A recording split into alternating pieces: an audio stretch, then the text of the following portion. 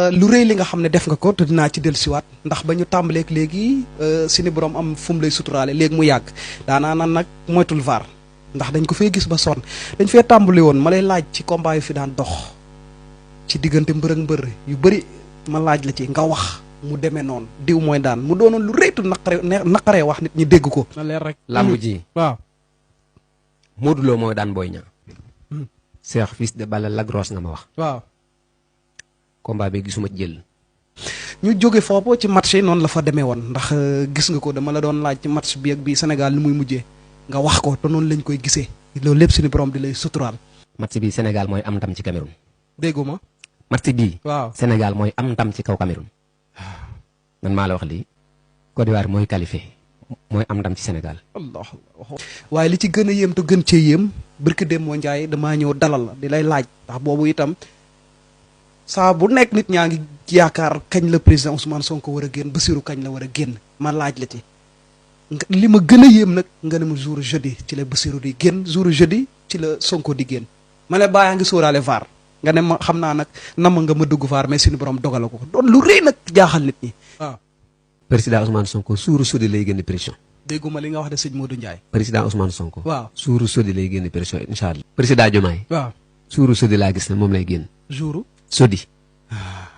yëpp mu indi tey bëggoon naa xam kan moo lay dee ay jinni la wala da ngaa mag bu lay dee wala lan la wala seetu ramle bi rek mooy jaar fii. waaw Cheikh xam nga xawma kenn xamut. nit du ko def. xawma kenn xamut. nit du ko def. man ngaa xam lii sa morom xam loo xamut. ndax xam-xam moo ni toll dafa yaatu. te suñ borom nag faxaalu li maa yor coobareem dong lay jëf. moo xool lu ko neex mu doxal ko ci jàmm. waaye Cheikh man yàlla dogal man. waaw ba jàng jotee ma jàngi. jëmut ci loolu am la suñu borom def ci man lu bari loo xam ne ñi ma xam. wala ñi ma bokkal deret. xam nañ ne man am na lu xew ci man loo xam ne. du lu ñuy leeral du lu ñuy leeral ci émission yàlla daa maye de. waaw du lu ñuy leeral ci émission. est-ce que ca ba may gën a doon tuut tànk. waaw ci bari sax ñoom man dañ ma koy nettali. waaye nag loola tamit teewut lii may nekk ne ci sama deret. samay fànn ñaar yëpp. waaye doxewuma ci ne sama diw da ko doon def sama maam lañ ko def déedéet dama cee boole bëgg ko mu ne ci sama deret. mu jaral ma sol sama dàll di ci xam lu ne. dem ci fu ne ba ma ciy toll. daj ci lu ne dégg ci lu ne. ba suñu borom dogal ci sama jëmm tey lii mu dogal ci man. waaw moo tax wàllu seet. ak ñaan yàlla. sëñ Modou Ndiaye mi da cee tollatut fu muy làmbatu. waaye dara raxu ci yëfu jinne raxu ci yëfu. man man moom ay jinneeg. damaa yore jinneeg yooyu yëpp yàlla dogal na doxuma ci. damaa jàng xam-xam ba xam ko. loo ma wax damay toog teg sama xam-xam. gëstu ci la ma ci bëgg gëstu xam ca la ma ci bëgg a xam. leeral ko saa borom dogale ko noonu. waaye man yoruma ay jinne yoruma ay ñuy ñëw di ma déey. lépp ci seet gu leer laa koy teg. waaw te seet nag moom. wax naa la fii keroog ne li ma ci yor mat na fukk. te bu ma ci utilisé nga ne kii xanaa du nit. waaw keroog de dama gën a jaaxale ndax keroog génn nga ci beneen seet mooy bi may la laaj ci Bassirou Diomaye Faye keroog daa mel ni ci kurus nga génn sax.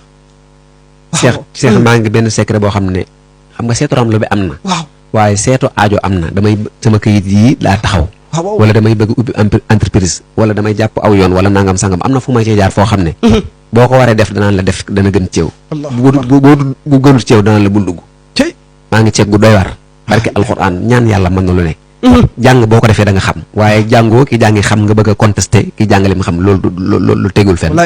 man nag sama seet ku koy werantee. waaw naan lii mën naa am ak mënut a am wala lii daa gaaw yow boo ñëwee sa jëmm. yow sëriñ ba koy commentaire boo ñëwee man ma wan la loo xam ne yow xamoo ko ci sa jëmm. kenn ko ci seet. del sëriñ seetu ramle bi. saa borom moo dogal. waaw ba ma dalee gis ñi naan ramlo la ñuy seete ba fii ma toll suñu jon yàlla tey jii. sama seet man gisuma ramlo bu mel noonu. wallaay te gisuma ku ma ci toll fii nag. seetu ram loolu mu la jox faye ko bor. wallaay da ci am loo xam ne nag li tax ma ci insisté chaque heure boo ma dalalee. ma leeral ci ñi may woo di ma seetloo. waaw ñoom xam nañ ci dara. wallaay ndeysaan képp ku ma seetal nga déglu sama wax ji da nga xam man li ma wax dëgg la wala du dëgg.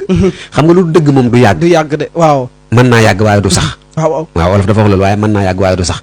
te mi ngi bëgg a yàgg nag. te ñi confirmé mooy. ñi may seetal. da nga ciy seetal nit ba pare mu yenu ay loxoom ba nit boole la am nga seetal ko pare day jàpp ne da ngaa waxtaan ak nit.